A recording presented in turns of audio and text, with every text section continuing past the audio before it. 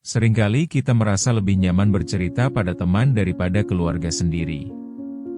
Apakah ada yang salah dengan kita? Atau mungkin memang ada yang salah dengan hubungan kita? Rasa tidak enak ini seringkali muncul dalam berbagai situasi di rumah, dan kita berjuang untuk menemukan cara agar semua bisa baik-baik saja. Namun, kita juga dihantui oleh pertanyaan, apa yang sebenarnya terjadi di balik semua ini? Mengapa bisa sampai secanggung itu? Bagian ini akan mengajakmu mengupas lebih dalam kenapa hubungan dengan keluarga seringkali bikin gak nyaman. Lalu berlanjut ke pembahasan lebih spesifik tentang dinamika yang terjadi di dalam keluarga kita. Chap 1. Bingung siapa yang terlibat. Mari kita mulai dengan bingungnya siapa yang seharusnya kita ajak bicara. Berasa kayak maze yang serba salah, mau keseberang tapi semua jalannya berbelok. Kadang kita merasa harus berurusan dengan terlalu banyak ekspektasi dari orang tua. Tetapi ketika coba berbicara, kita malah terhimpit sama penilaian yang datang dari mereka. Kenapa kita harus berasa terkurung di rumah sendiri? Kenapa semua seperti diatur interim kayak pembukaan acara TV yang terlalu panjang? Sebagian dari kita mungkin berusaha memperlihatkan diri yang ideal. Padahal kenyataannya, rasa tidak enak dan kebingungan ini terus menyiksa. Hasilnya, obrolan yang seharusnya menyenangkan malah jadi lebih mirip sidang. Apakah itu yang kita inginkan dari keluarga? Chap 2. Keluarga atau teman. Kita sering bertanya-tanya, lebih baik mana? Cerita pada teman atau keluarga? Teman, seringkali, lebih memahami kita tanpa pakai drama tambahan. Mereka tahu kapan waktu yang tepat untuk menjadi pendengar atau sekadar menghibur. Sementara keluarga, mereka membawa segudang ekspektasi yang bikin kita harus berperan. Kadang kita bahkan berjuang untuk menunjukkan siapa diri kita sebenarnya atau apa yang kita jalani tanpa merasa dihakimi. Ironisnya, kita mungkin ingin terbuka, tapi khawatir akan tanggapan mereka.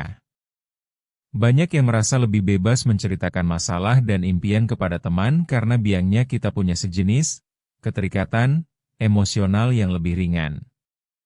Ini kayak kita harus memuaskan dua pihak, tapi selalu ada satu yang merasa kurang.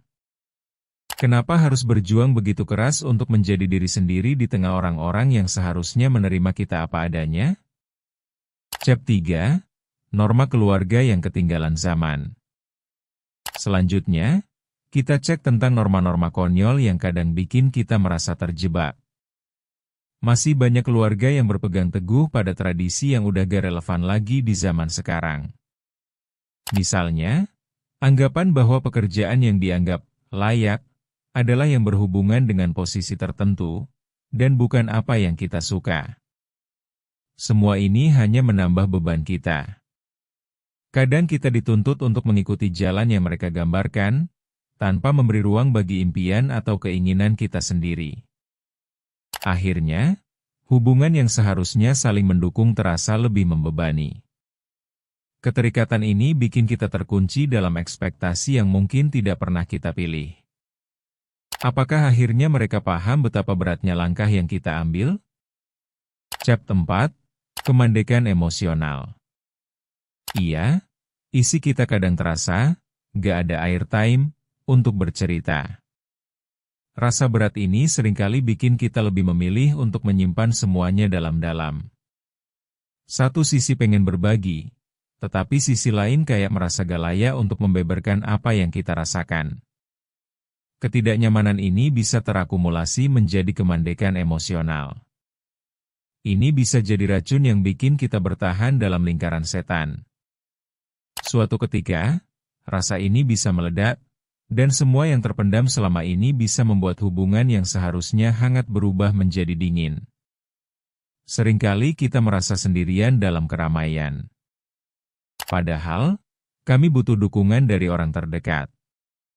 Mungkin kita semua bisa belajar sebuah pelajaran, betapa pentingnya untuk bisa berkata jujur dengan apa yang kita rasakan. Chap 5. Kemandekan dan ketidakpahaman. Kemandekan ini juga lahir dari ketidakpahaman dari kedua belah pihak.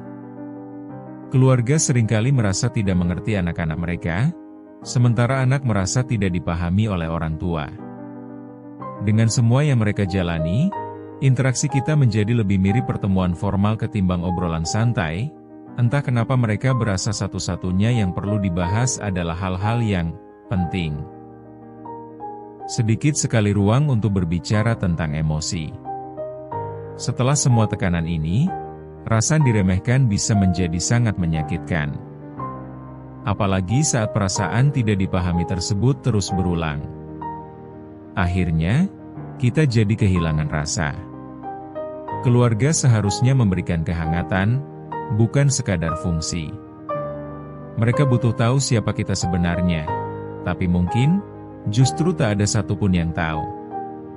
Kesadaran ini memang berat, tetapi itu langkah pertama untuk memulihkan hubungan. Semoga bahasan ini memberikan pencerahan.